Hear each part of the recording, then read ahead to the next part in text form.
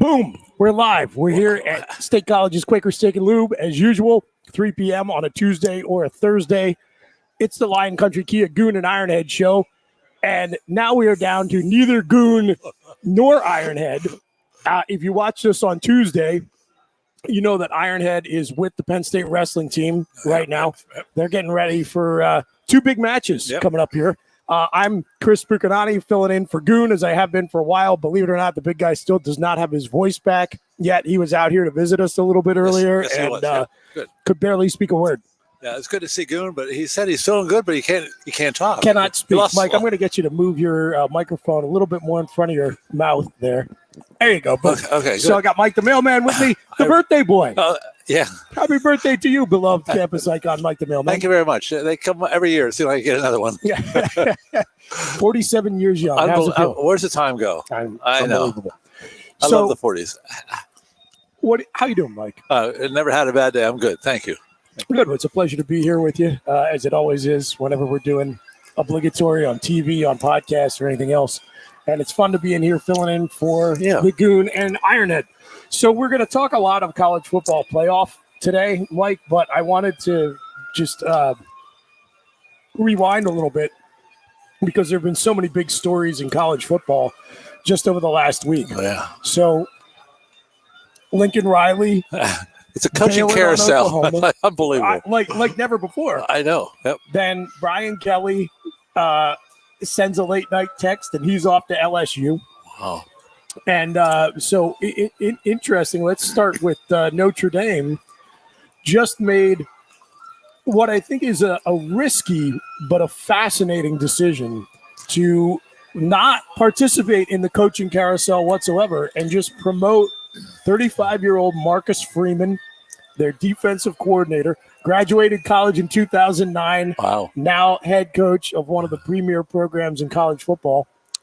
And as we'll talk about a little bit, Mike, in a few minutes, quite potentially coaching a playoff game his very first day on the job on the sideline. Oh, yeah. So that would be his first game. You're right. That'll be fascinating. But I'm just curious your reactions to the decision to go with the young up-and-comer, who I know is very well liked by the players. Apparently player input really factored into this.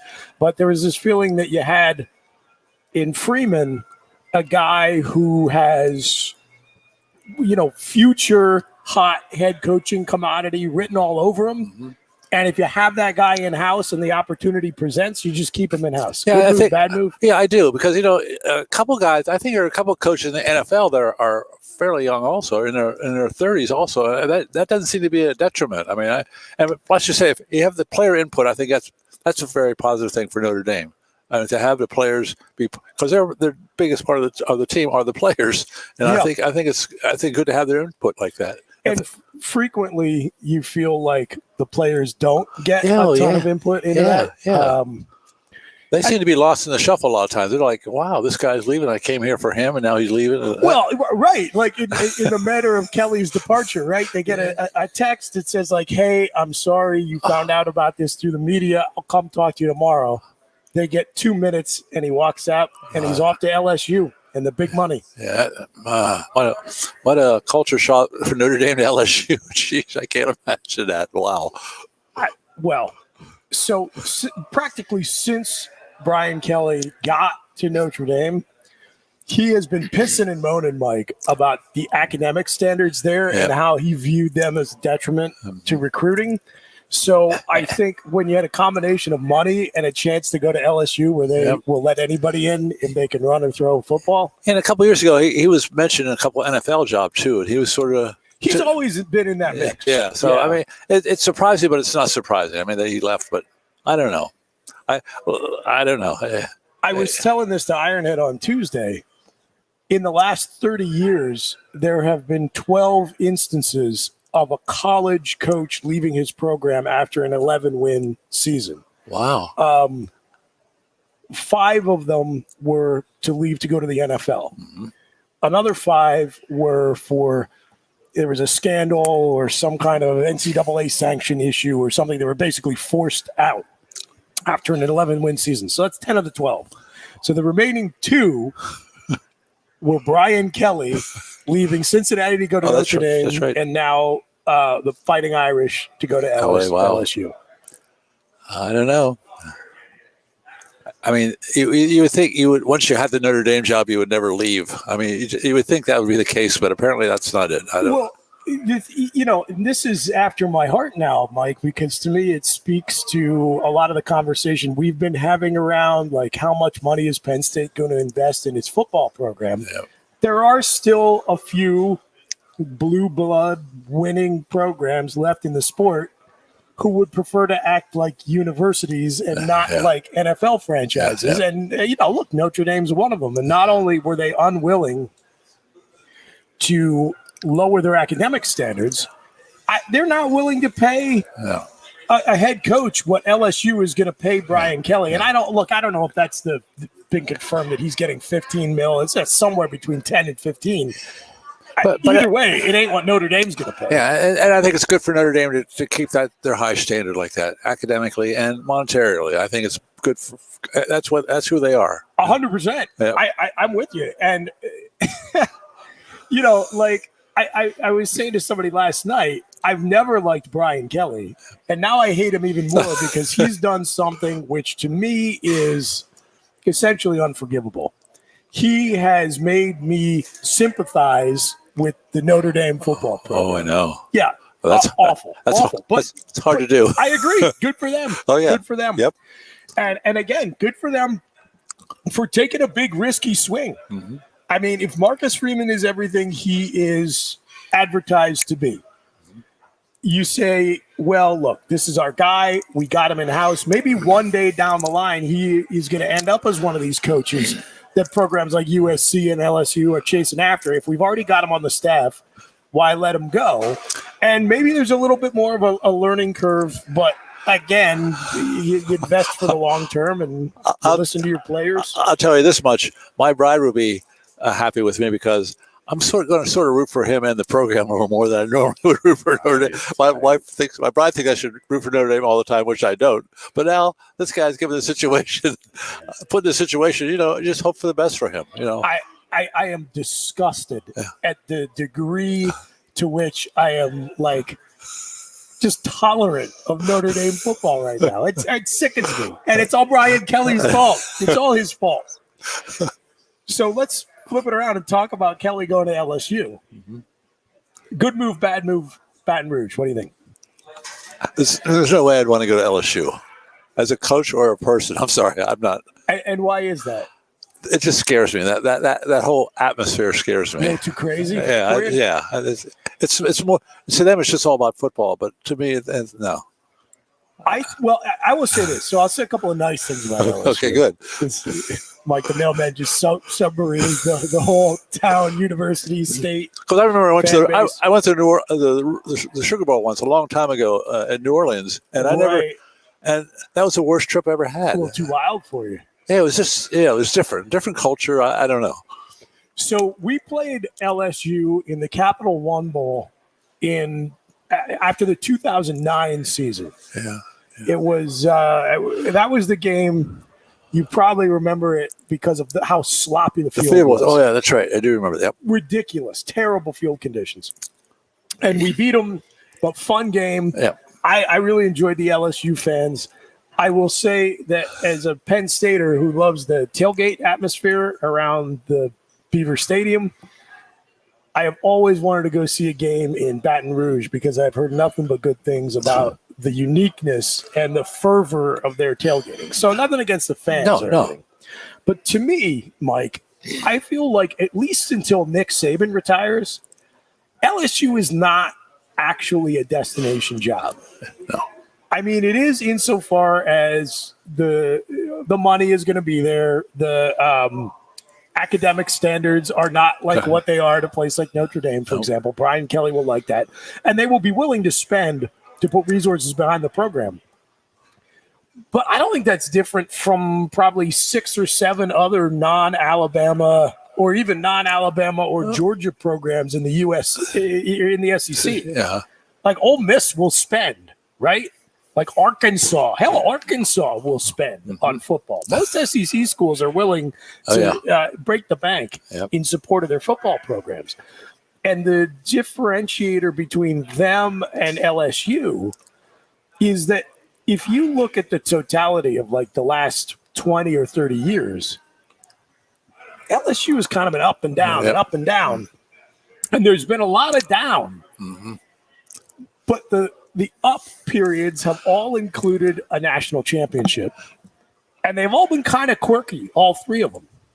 Like the first one, I'm talking about this century, there were 3 titles. So you go back to the one they won with Nick Saban. All right. And that was a split title with USC. Right. So the only time in the BCS era, I am pretty sure, Ironhead and I were talking about this on Tuesday, I think that 2003, only time you had the AP vote a different champion than the winner of the BCS. Oh, wow. Because the coaches poll had to vote the BCS champion number 1. Joe actually lost his coaches poll vote over that. Did you know that? No, huh? So the next year, Auburn was undefeated. 04 Auburn undefeated. And Joe wanted to vote them number 1. But they were obligated because of the BCS tie-in to vote for USC. Okay. And so he sent in a ballot with Auburn number 1, and they told him that's it. Like you're not invited to participate in the coaches poll anymore, which is kind of a sham anyway. So I think he was relieved, and who really cares? But go back to LSU watching their games. I used to always like watch. They used to have I think they were one of the first Saturday night games I used to see in Death Valley. Is it Death Valley where they play or something like that? They call it something. Yes. Yeah, that was always that whole the whole scenario leading up to like being played there. It was fun to watch. But like you said, they weren't as good as I think they thought they were. Even in Death Valley. That is often the case, right? So you split a national title in 04.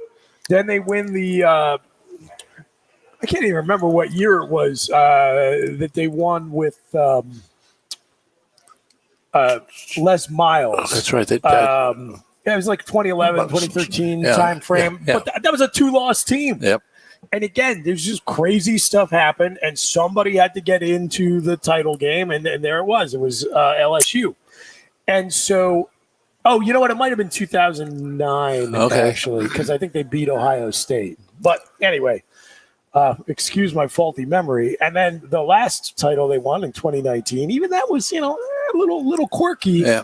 In that you had to have Joe Burrow fall into your lap because he's what took that from being a really talented team. To one for the ages. Yep. And in between that, there've been a lot of disappointing seasons. So to me, the reason why I say it's maybe not so much of a destination job is that every SEC program compares itself to Alabama, and every fan base is mad that their coach is not Nick Saban. Yep. But LSU fans, by virtue of having these titles in their back pocket, they believe that's normal. Yep. Look at how quickly they ran Ed Orgeron out of town. I know he had some other stuff going on, but if they were winning, I don't think anybody would have cared. You're right. If they were averaging 11 wins a season, he probably could have hit on all the administrators' wives he wanted, and nobody would have given it a second thought. That's just my cynical view of Louisiana State football. But if Brian Kelly trips up there and he doesn't have a national title fall into his lap, like how much patience are they going to give the guy? And they gave him a 10-year contract, was it? I mean, sure, but not worth the paper it's printed on. Right? The word contract really has lost a lot over the years. You used to sign something and that's it. But anymore, you can go when you want, come when you want. It's unbelievable. That's so different.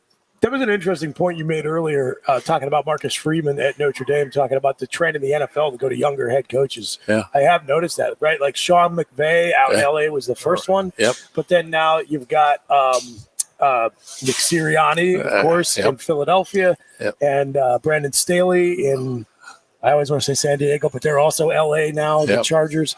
So, we'll see. And again, I guess I'm not going to wish him good luck, but I'm not going to wish him bad luck. No. Yeah. Okay, so Lincoln Riley, USC. Is this going to work or not? Oh, definitely. I think. I mean, There's another program who really everyone wants to win, but these guys will put a lot more into it. Although go out. My sister lives out there. She goes to USC games a lot, She said it's not as packed. She's the one. She went to the Penn State games, and she said much more enthusiastic here at Penn State than it was out in Southern Cal. Yeah. It's like it's not the same kind of.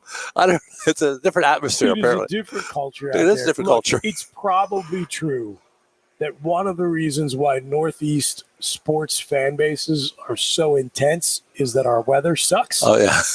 I mean, I kind of bristle at that notion while also recognizing that it's probably true. Yeah.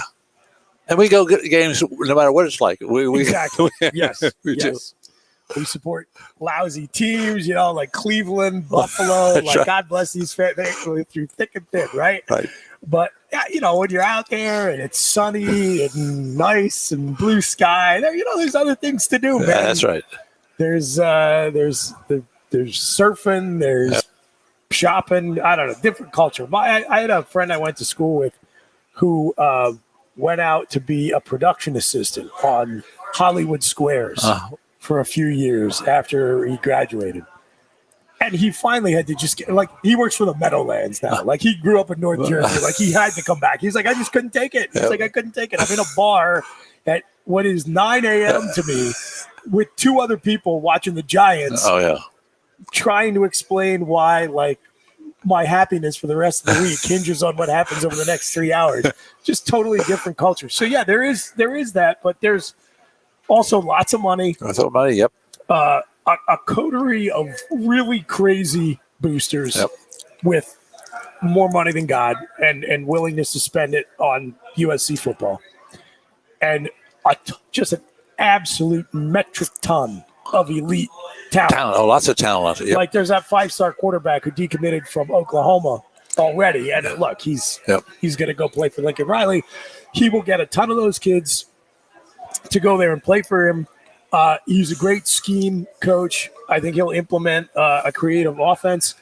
And I think the most important ingredient, Mike, is the Pac-12 stakes. Oh, yeah. It should not be hard to win that conference. Oh, yeah. Yeah. And unlike Penn State's lagging in the NIL contributions or whatever they call it. I mean, Southern Cal will put a lot of money into that also. I'm sure if they already have it already, they probably will, really put the money there for the student athlete. So we'll see. That's a good point. Yeah. That is a very good point. Yep. So they're going to be able to attract top talent and pay top dollar once they get there. Yep. I hate it. Yeah, I do too. All right, so let's talk about something a little closer to home. Brent Pry, congratulations to him. Oh yeah, that's a great move. Sure. I think really just like a best case scenario for him. Yep. Because none of the other job openings he's been connected to, because he's been rumored as a head coaching candidate the last few years, they were always at smaller programs. Yep. For him to go off the springboard of this great top 7 defense at Penn State and take that to Virginia Tech, that's you want to talk about seizing the moment. And over the years, Virginia Tech has been known for their defenses, and I think that really lured them to get him. I think that really, because they were lacking in that this year. So, and the last couple of years, matter of fact. So, for sure. So, and an interesting shift for them. They went kind of after the shiny object in the room when they hired Justin Fuente. He was coming off that run with Memphis. He was like the hottest Group of 5 head coach available. Yep. And a lot of times, going back to the NFL example, if you try something and it doesn't work, you try to do the exact opposite. Yep. If you hired a young guy, you try to find an old vet. If you hired an offensive coach, you try to hire a defensive coach. If you hired a CEO, you hire an X's and O's guy, whatever. And so I think, there was a little bit of that. It's like, okay, we went after the hot name on the market last time. This time, let's go try to find a good lunch pail coordinator type guy. And if nothing else, he's got the fake Southern accent that'll fit in. Perfectly that's good. And we were supposed to play them the last couple of years or something. Because of the pandemic, we didn't play them. Right. Yeah. I was looking forward to going down there. Same. Oh, man, I was so excited for it. Virginia Tech and Penn State have a lot of similarities. The schools, the communities, State College of Blacksburg, kind of similar. In fact, if you can remember all the way back to in 2007, there was that tragedy of the campus shooting right, at Virginia Tech, Yeah. and it was right before the Blue-White game. And in the 5 days leading up to Blue-White, the students organized to get like shirts for sale downtown at like McClanahan's and all the other SBS and Family Clothesline and them. And they organized that fans wore maroon and orange to the Blue-White game. That's Even right. like the S zone was a VT. Yeah, that's right. Instead. And I remember I'm always talking with Virginia Tech fans because my sister-in-law, her family lives down there. They're all big Tech fans. Okay. And there has been, I think, a kind of a closeness and appreciation between the two fan bases for a long time. And that, I think, only strengthened it. That people saw that and they really appreciated that there was this like outpouring of support, and all the revenue from those shirt sales went to relief efforts down there. And I was so excited to play that series. Do you know we've never played Virginia Tech? I know, and I think, was it Jim Beamer? That's his name. Was that the coach? Frank.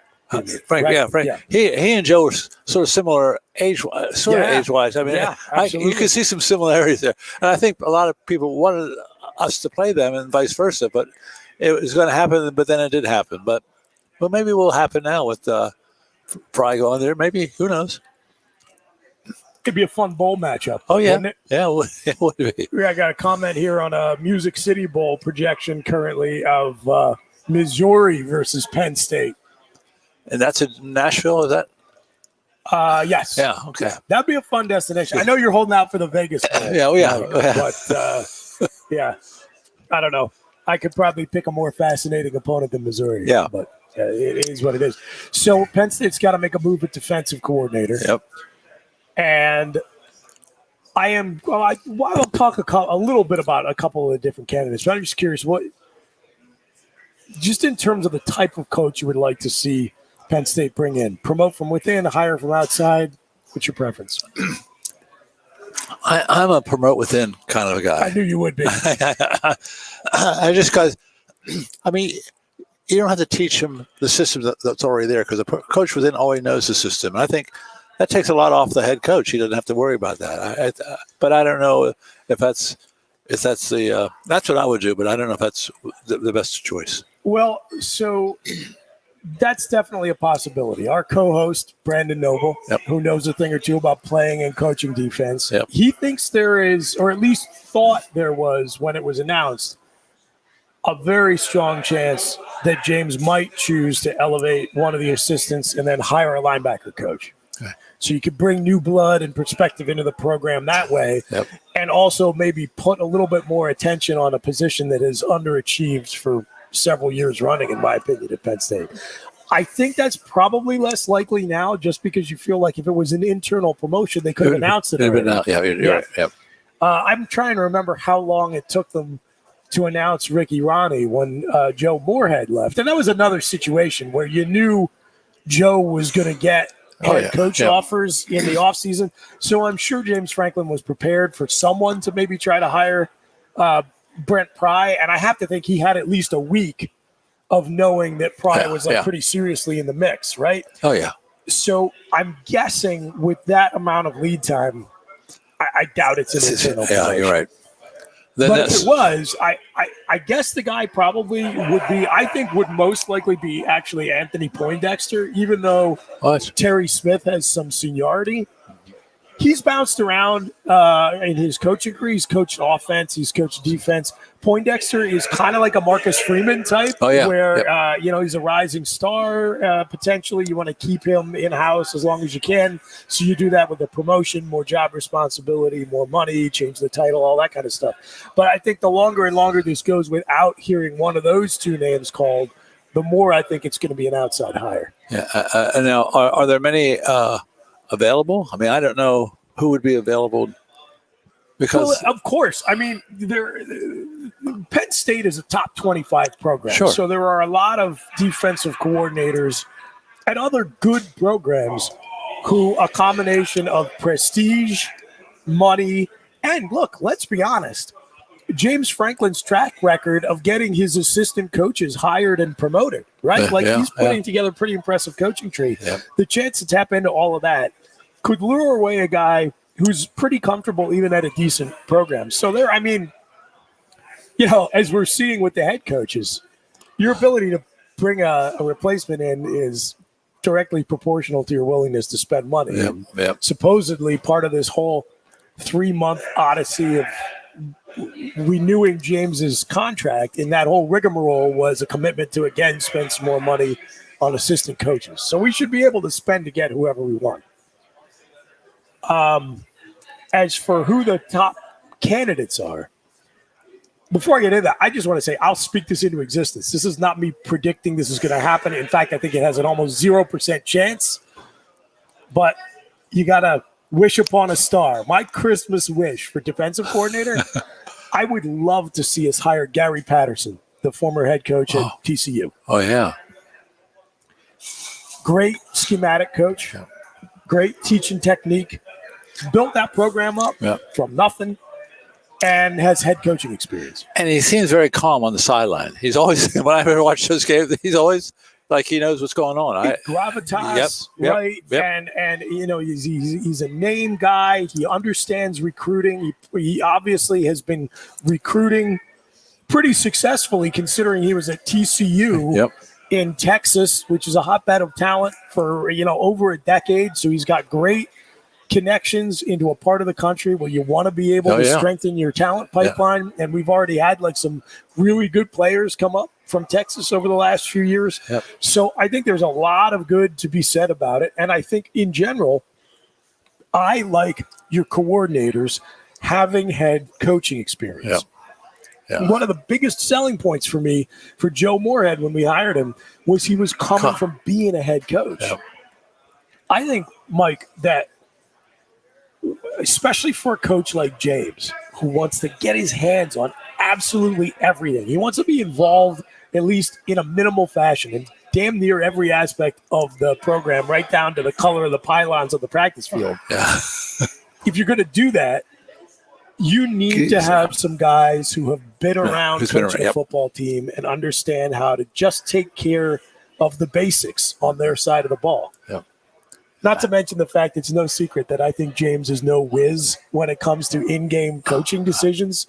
So to me, the more people who have been in that position and can add their voices and perspective to the mix, the better. I think that's a good choice. I think it's a really good choice. Well, I don't get excited. It's not happening. Well, James probably listened to the show, so he'll probably take that to heart. He's like that jerk who just said I can't make good decisions in games. Now wants me to hire Gary Patterson. Cross him off the list. But yeah, so that's my outside the box solution to defensive coordinator. He's 61, 62 years old too.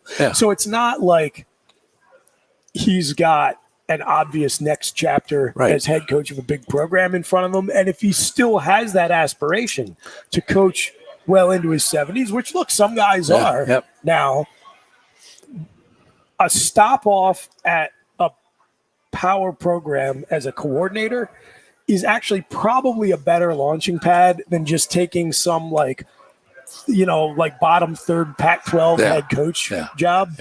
Because there you're going to go in with a bunch of factors working against you, and you're probably going to get a bad record attached to your name that is not your fault. Whereas you take a coordinator job, you really only need your unit to perform well. And clearly, no matter who decides to stay and go, there's still going to be a good amount of talent returning for Penn State. A lot of talent. That's what I was going to say. A lot of talent coming back. There are some people, but still, I think it's going to be good. I think it's going to be good next year. The talent's there. So I think the coach that gets a job, he'll recognize all the talent that's coming back, and I'm sure he'll jump to the chance to take the job. I hope it is, Peters. I hope it is, Gary.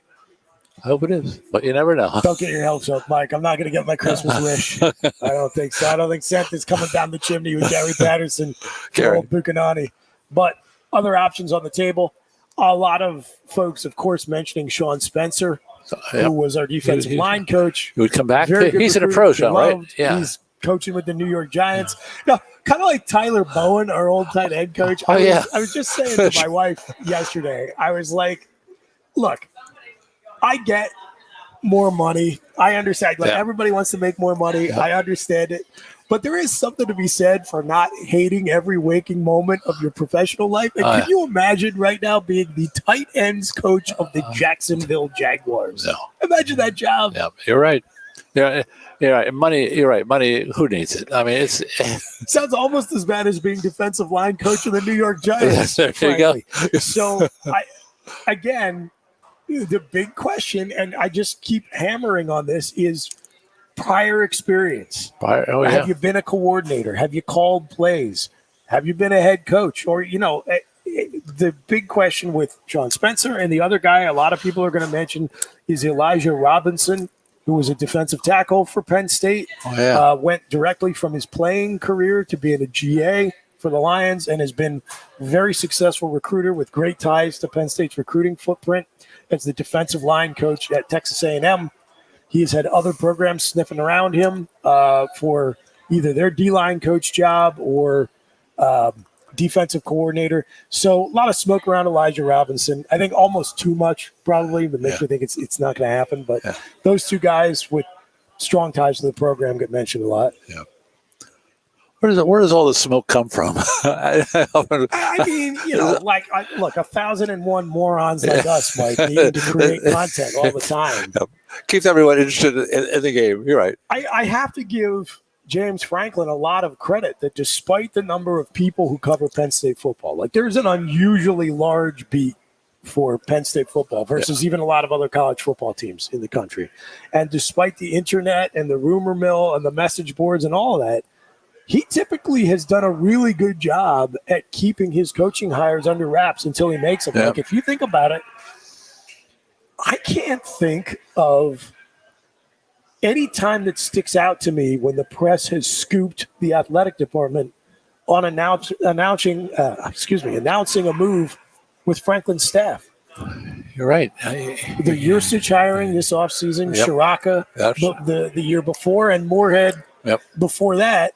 And he promoted Ricky Rodney so quickly that there wasn't much time to discuss. Bam, there it is. And you're right. That's good. Yeah, that's a good thing.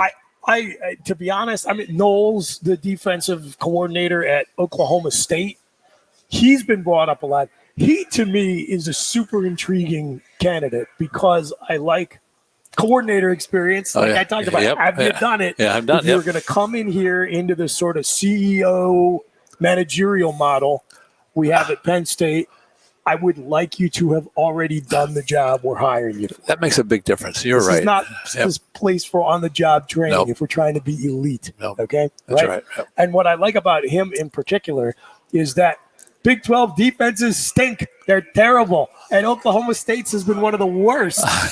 And he has, in over 2 seasons since his arrival, cut the points per game they were allowing damn near in half. Yep. That's hard to do anywhere, but it's incredibly difficult to do in the Big 12 and probably even harder to do at Oklahoma State specifically because of the style of offense that they run and the type of talent they've recruited there. It's just not been a team that has ever really intimidated you on the defensive side of the ball. So, I don't know if there is any connection to the guy other than he is a good fit. And he's one of the hot names. But you could do a lot worse. I would be okay with that hire. For sure. And defensive coordinator, that there's not a lot of people looking for one right now, right? I mean, Penn State's the only one probably that lost a coordinator, I would think. Most of it's been head coaching, not. Yeah, we'll see. I mean, as these head coach dominoes fall, then you start to see other coordinators either get pulled onto a different staff or, again, there are still some the real bloodletting is yet to happen because there are going to be a bunch of openings in the Pac-12 and probably in a couple of the other conferences. So you will see top flight school coordinators, more like happened with Brent Pry. You're going to see more of these guys getting plucked by the chance to go be a head coach. And then, then there'll be some movement. So, in some ways, Penn State got the advantage because they've still got pick of the litter. Yeah, they do have let's hope so. Let's hope they get it.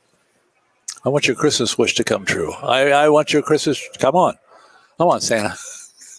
I just feel like, and I can't stress enough, I'm not saying I think this is going to happen. I haven't seen anyone else speculate about this or say a damn word about it. So I don't want anybody saying like, oh, yeah, Buchanani's on Goon and Ironhead show saying we're hiring Gary Patterson. This is the opposite of that. Yep. I'm just saying that I love the idea of pairing Mike Yurcich and a guy with the gravitas of Gary Patterson and saying all that talk we were just subjected to for the last 3 months about how we're not serious about competing to get to the next level and we're not serious about winning 365. Well, that's the type of hire that says to me, like, no, there is a serious attitude shift going on and we're not screwing around. And I think you're right. I think people will look at this hire in that perspective. They have to, and they should. Yep. Yeah. We'll see. Okay, I'm Chris Buchanani. I'm with my buddy Mike the Mailman, the birthday boy. We are at State College's Quaker Steak and Lube. This is the Lion Country Kia Goon and Ironhead show. Even though there is no Goon, he still doesn't have a voice, and no Ironhead. He's with the Penn State wrestling team. We've been talking about the coaching carousel. On the other side of the break, we're going to talk about the playoffs. And Michael, maybe even give you a couple good bets for or against the line. We can talk about bets on this show. We can. Oh, good. It is not, gambling is not illegal. Oh, that's right. That's right. Good. That's good. All right, we're going to take a break. We'll be right back. Lion Country Kia is offering exceptional deals on your new Kia during Kia's Command the Season event. We have a nice selection on the 2021 Kia Sportage with various options and prices as low as $26,800, saving you $3,000. Or if you demand big power and towing capacity, slip into one of the 2021 Kia Sorrentos available on our lot, starting at $32,680. Discover why Kia drivers throughout the area come to Lion Country Kia or visit online at lioncountrykia.com. Quaker Steak and Lube is throwing open the garage doors and setting up the umbrellas. It's patio season. Come enjoy great food, drinks, and fun in the sun. There's always something happening at Quaker Steak and Lube, but we're really amping up our event calendars for our favorite time of year. Visit thelube.com to find out what's happening at your local lube this season. Lunch, happy hour, dinner, or late night, indoors or outside, at Quaker Steak and Lube, you'll always find big flavors, friendly faces, and lots of fun. Hi, Johnny Broom here. If you're in the market for a new Hyundai or a pre-owned car, truck, van, or SUV, nobody beats a Blaze Alexander deal. But don't take my word for it. Hey, Goon says tell him Johnny sent you. Hey, tell him Johnny sent ya. Tell him Johnny sent you. Wait, tell him Juan or tell him Johnny sent you? Tell him Johnny sent you. Here at Bill Pickles Tap Room, we say, tell him Johnny sent you. And remember, welcome back, everybody, to the Lion Country Kia Goon and Ironhead show, coming to you live from State College's Quaker Steak and Lube. I'm Chris Buchanani with Mike the Mailman. Happy birthday, Mike. Thank you very much. Filling in for Goon and Ironhead. We just talked to coaches, and now we're talking college football. Not playoffs, but playoff implications. I said playoffs before the break. We're talking championship weekend and who's going to get into the playoffs. You know, it's probably one of the best weekends of the year because, first of all, I'm a wrestling fan. And Penn State wrestles Friday. Then they have all these great games on Saturday. And then they wrestle on Sunday. So other than Penn State not being there, it would have been better if Penn State would have been in this weekend football. But that's okay. It is what it is. And we'll make the best of it. So. Yeah, Ironhead said that Lehigh's got a real nice team. Yep. So it's always great when the Penn State-Lehigh match is competitive. I can remember that from way back. Yeah. Always good. Yeah, that's cool. Yep. Okay, so let's talk about these championship weekend games, Mike, because I think there are some interesting implications and storylines to follow. Obviously, I think first looking at the Big Ten, I talked before about how I can't believe I have found a measure of sympathy for Notre Dame's football program. I also can't believe it, but I am a hardcore Iowa Hawkeyes fan. I know. On Saturday night. Yeah, absolutely. But I don't know. Yeah, no. I do know, and it's not looking good for Kirk Ferentz's guys. I don't think. And Georgia Alabama is a nice matchup. I mean, Alabama is not the Alabama of old, and Georgia actually looks. And I think Georgia's lost like 4 or 5 in a row to Alabama. I think they have. So I think there's a little bit of a revenge factor there. Plus, they're good this year. I mean, they're very good. Very good. That team is very, very good. But of all the games that I see that there's a line on, a betting line. Yeah, I'm intrigued by the Appalachian State at number 20, Louisiana Lafayette. Ooh, App State, the game's at Louisiana. Yeah. And App State's favored by 2.5, even though Louisiana beat them by 28 points, 4 touchdowns, like a month ago. I don't get that line. Usually when I handicap, if I'm off 2 or 3 points, I'll say, it's okay. 4 or 5 points, what am I missing? And I don't know what I'm missing there, so I don't know about that game. Well, you know infinitely more about this than I do, Mike, but my first reaction is the sort of like national emotional attachment to App State, because they're like this brand for Cinderella stories, because the Michigan game started it out, and the Penn State, and then the Penn State game they almost beat us, and there was another team they beat too. I can't remember who, like Tennessee or somebody So everyone knows App State. Nobody cares about Louisiana Lafayette. Is that just like to try to sucker people in to bet on the Mountaineers? Yeah, I know, to bet on Louisiana because they figure they should be favored. Lafayette should be favored, but they're a 2.5 point dog at home. Oh, wait, you're saying App State's a 2.5 point favorite? Yeah, that's how I couldn't figure that out. Not on. I know. It's like, what is, unless I don't know. That's enough of that. But I know you love the home dog. Yeah, I do. It's like, wow, that's ridiculous. Because most of the games are neutral sites this weekend. But the thing that I think I read the other day about Notre Dame, we go back to Notre Dame. If we must. Something about the committee who decides on who's going to be the national championship Final Four. Yep. They say if they don't have a head coach, it loses a lot of. I don't get what that's about. I've heard that too, and I think that's nuts. That's stupid. Right? How would you do that? That to me is like, I don't know. Look, I couldn't be more cynical about the playoff selection process. This is one of the reasons why I think the meetings should be live streamed. Oh, no question. And part of it is because we imagine that all kinds of chicanery goes on behind the scenes. Yeah. But even if we're wrong, even if it's totally on the up and up, the fact that it seems so plausible to so many people that the whole thing is a sham is a reason to be more transparent about the process. Absolutely. For sure. But yeah, I had heard that too. I don't know if it changes now that they've announced that they're hiring Freeman, but to me, that seems like the most ridiculous reason to keep a team out of the playoffs. Yeah. Because you're supposed to be selecting them based on the way they played this season. Was it a good enough season or not? Yep. I mean, they talk both sides of the mouth a lot of times. One team beats another team moves up, and another time that happens, and someone else doesn't move up. It's like their criteria changes. It seems with the teams. Right. I don't so know. and again, to me, I always try to look for logical consistency. Yeah. Like if this is true, then this must be true. So let's say in the SEC championship game this weekend, Georgia wins, but like their top 2 quarterbacks and like that big defensive tackle whose name I'm blanking on, they all get hurt. Yep. They're just done. They're done for the year. What are you just not going to put them in the playoffs now because you're like, oh, well, they played well enough to get in. Yeah. But now we don't think the team they're going to put on the field come playoff time is a top 4 team, because that's the same logic that you would have to use to deny a team a playoff spot based on the fact that their head coach wasn't there. That's crazy to me. But crazy talk. It's interesting that so many teams are playing this weekend. 1, 2, 3, 4, and 5, 6. All these highly ranked teams. Everyone but Notre Dame, I think, is playing. Yep. Which is, I mean, it's good and bad for them. Yeah, right? yeah. But it should be clear what 4 teams get in by the outcome of this weekend's games. I don't know. Maybe it won't be clear. Well, it's going to depend on who. Look, first of all, if Iowa can somehow do the impossible, the seemingly impossible, and pull the upset, wow. That would really throw a monkey wrench. That really would. Like, to me, as somebody who... Of all the games, that would be the one definitely that's the biggest bunker by far. I mean, that would be insane. I mean, look, it wouldn't be the craziest thing. No. Right? No.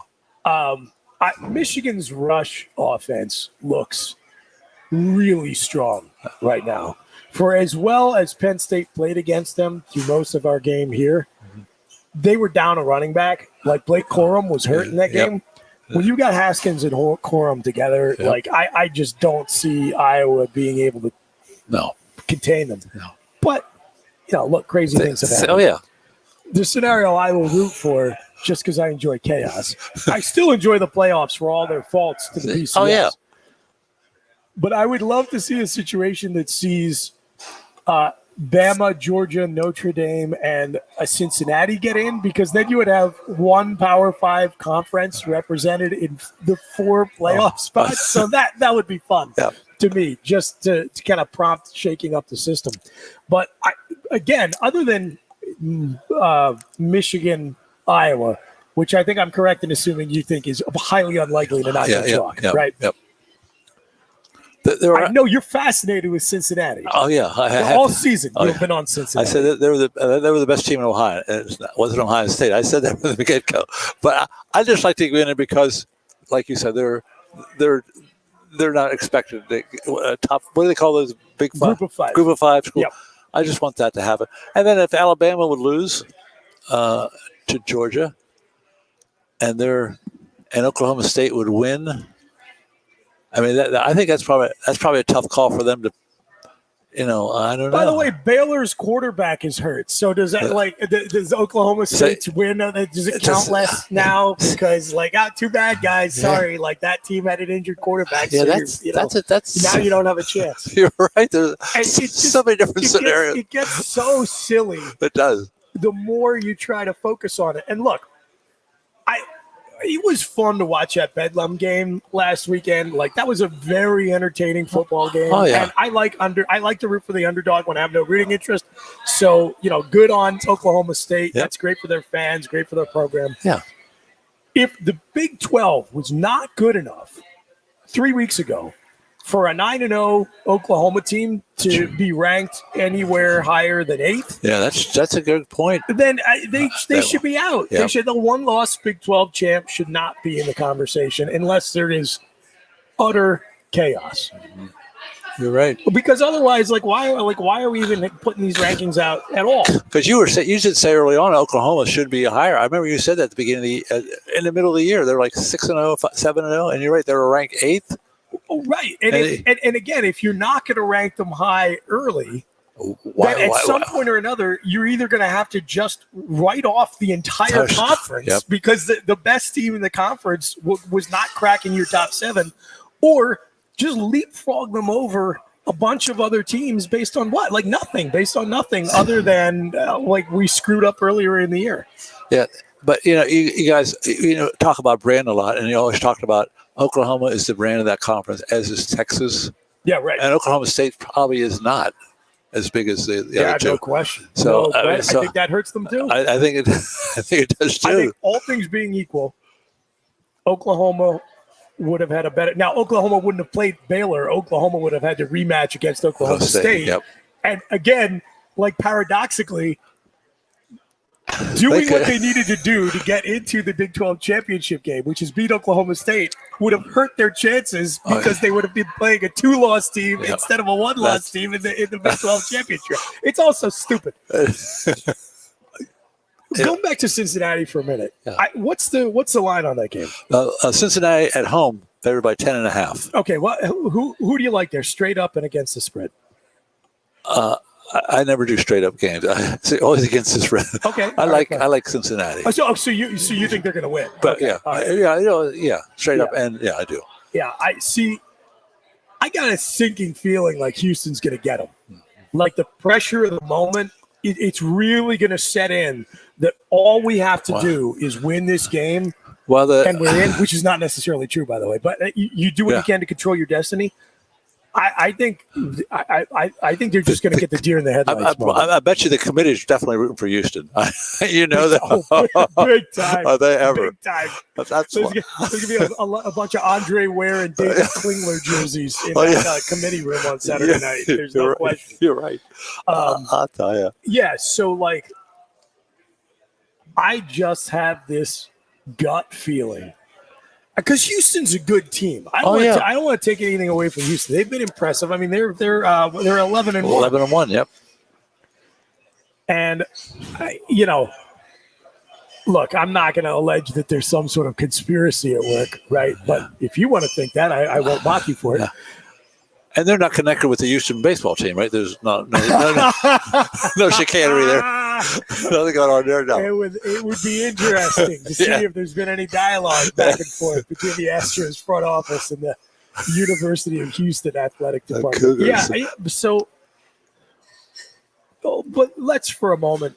That's just my gut feeling. It's based on nothing other than I do think Houston is a legit opponent. And by the way, a nice way to cap the season for Cincy if they win. That is a quality win. Oh, yeah. If they beat Houston, and they should be credited as such. Plus, they beat Notre Dame at Notre Dame. I mean, to me, that stands out. And they beat Indiana when Indiana was good. Not their 100% not their fault that Indiana fell apart. Yeah, that was 2 quarterbacks ago. Yeah, that's right. That was probably the healthiest Indiana was all season when they beat them.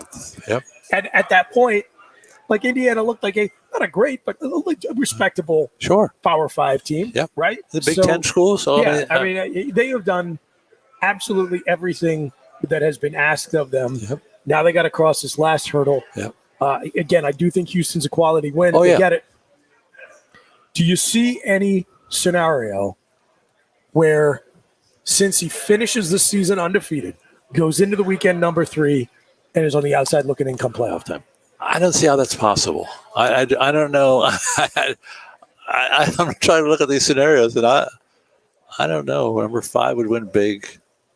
I don't know. I mean, once again, Alabama is a key factor there. I mean, if Alabama would happen to be Georgia, those 2 teams are in. Georgia and Alabama in for sure, and that could eliminate the Cincinnati. And if Michigan wins, there's 3 of the 4. And then okay. So a way to make the question simpler, and let me ask you this: if Alabama loses a close game, they're out. You think so? Yep.